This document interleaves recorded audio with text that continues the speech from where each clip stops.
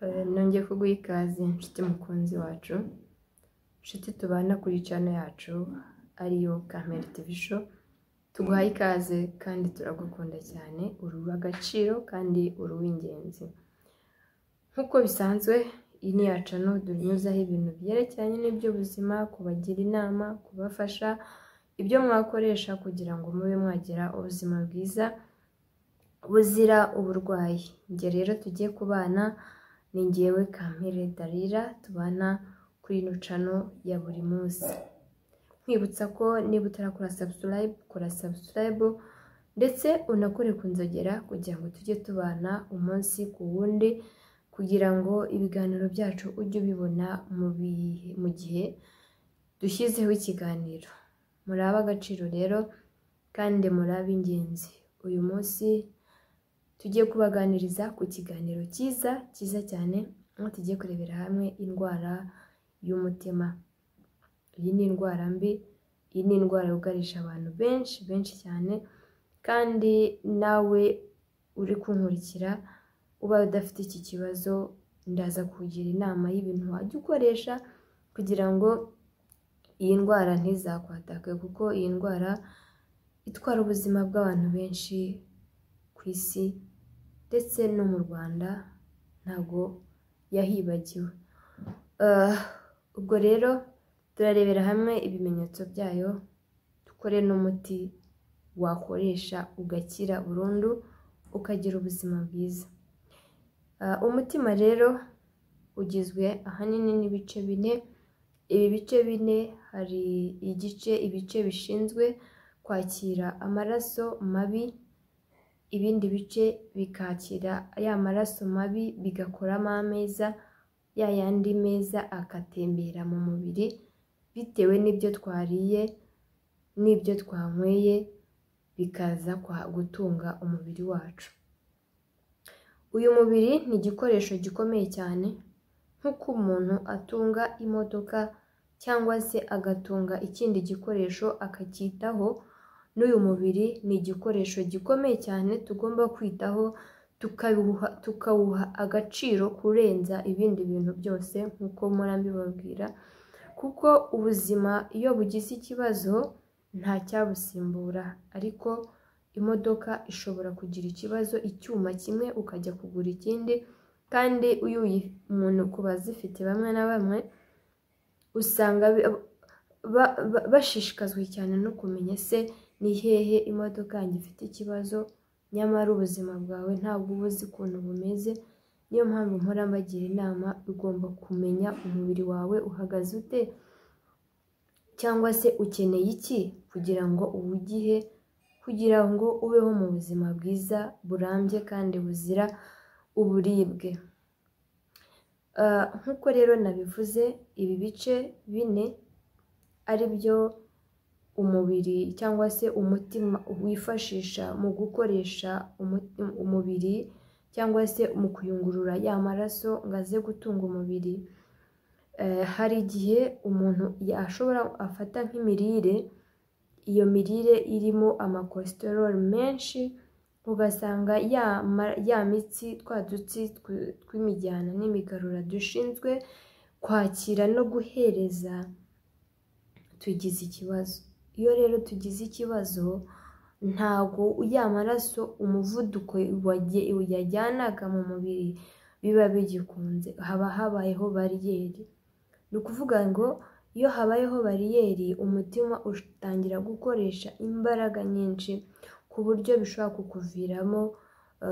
kukuviramo nyine bwa burwayi twavuze bw'umutima. Ugomba rero kwiyitaho ugasobanukirwa kugira ngo ugire ubuzima bwiza. Reka turebere hamwe ibimenyetso bimwe na bimwe. Usanga ahanini umuntu agira ubwoba nta kibuteye.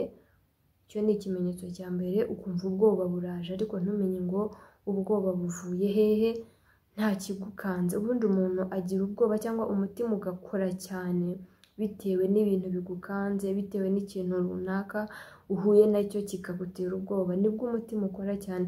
Ariko mu gihe uyumva ugize ubwoba ukumva ntabwo umeze neza, icyo ni ikimenyetso simusiga cy'uko ushobora kuba urwaye umutima. Nanone hari ukuntu wumva wananiwe waryamye ariko ukumva umubiri urarushye cyane.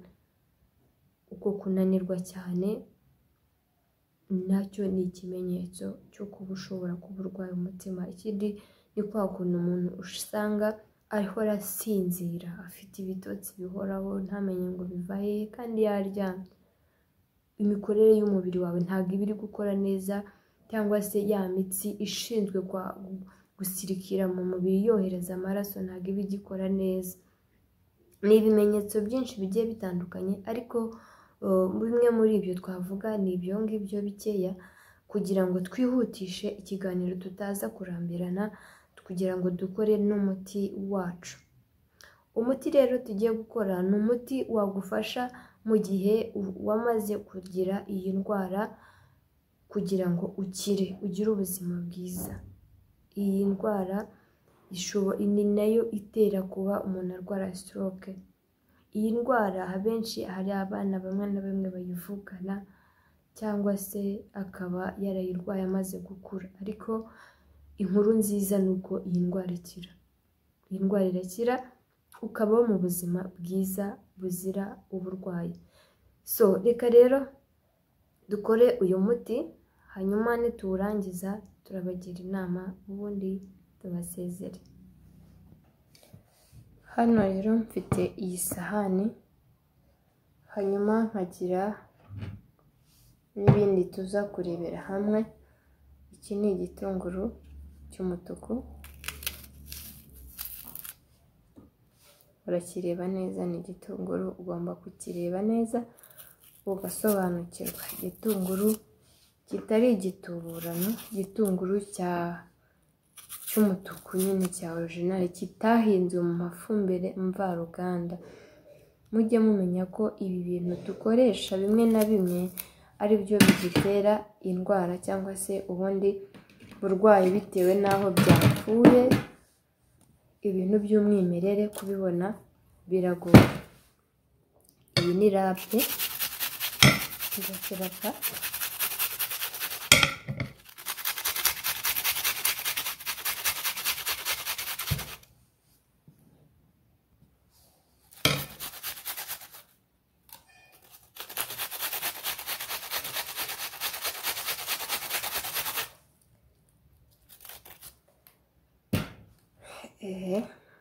Maze kukirapa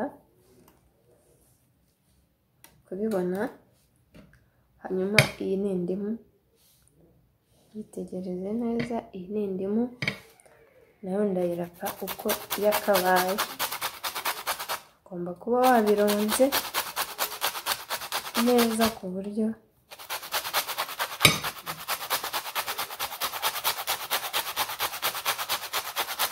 biza kuba bimeze neza.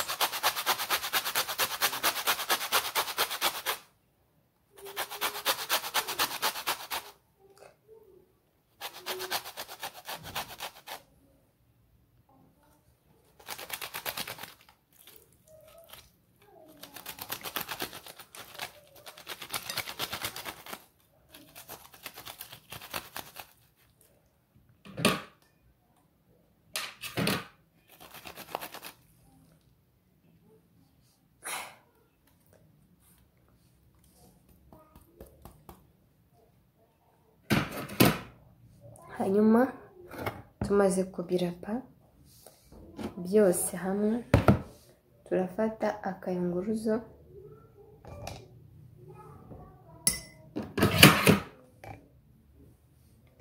tubishyire mu kayunguruzo. Sinzi nimba uri kubyitegereza neza. Tubiyungurure.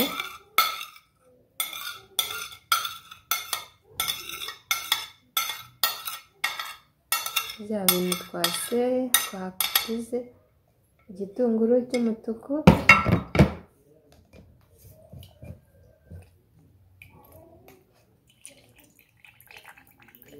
havamo amazi cyangwa se ji. Ibintu bituvura tubana nabyo, ariko mu by'ukuri ntabwo tuba tuzi ngo twakivura dute. Hanyuma uyu ni umutobe, ni wa mutobe. Uyu mutobe tata dushyiramo olive oil muri uno mutobe, ibiyiko 2, mu gitunguru kimwe, indimu imwe, then tubivange.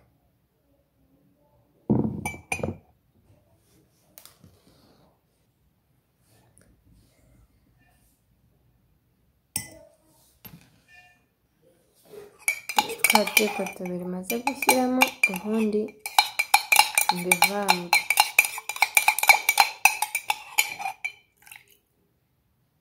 Urabimixinga paka byivanze.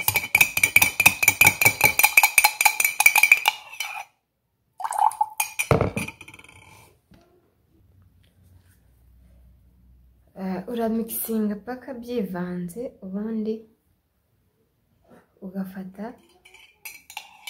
uyu muti. Uri kubibona ko ari umuti.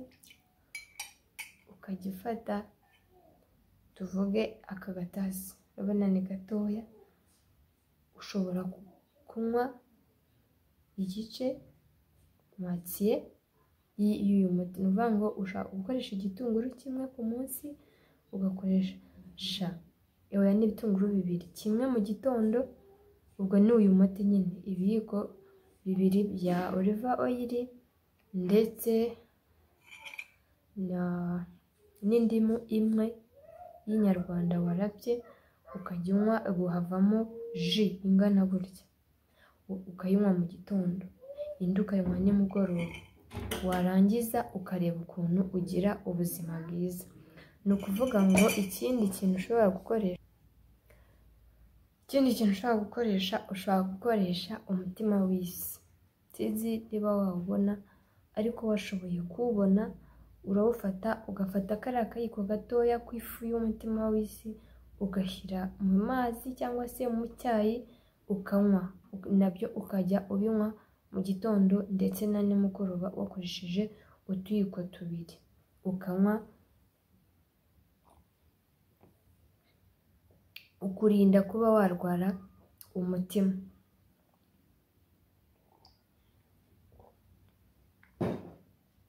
Hanyuma rero uyu ni umuti uzakuvura mu gihe kingana n'ibyumweru 2 ukoresha uyu muti.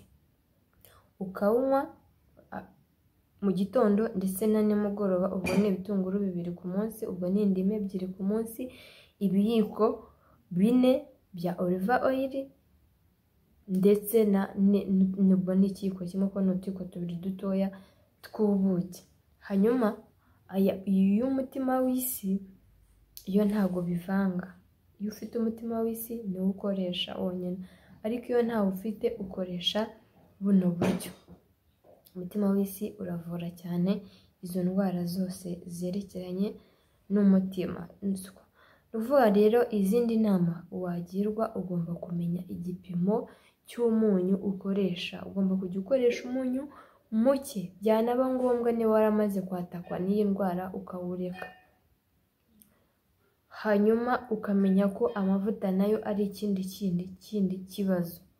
Ukajya wibanda mu gukoresha ibihaza cyangwa se amakurujete mu mboga zawe za buri munsi, amaepinari, kugira ngo wirinde kurwara ibi bibazo. Kandi nanone amavuta asanzwe ukayareka, ukajya ukoresha amavuta ya olive oil niba uzi ko wamaze kwandura iyi ndwara cyangwa se kwatakwa n'indwara y'umutima.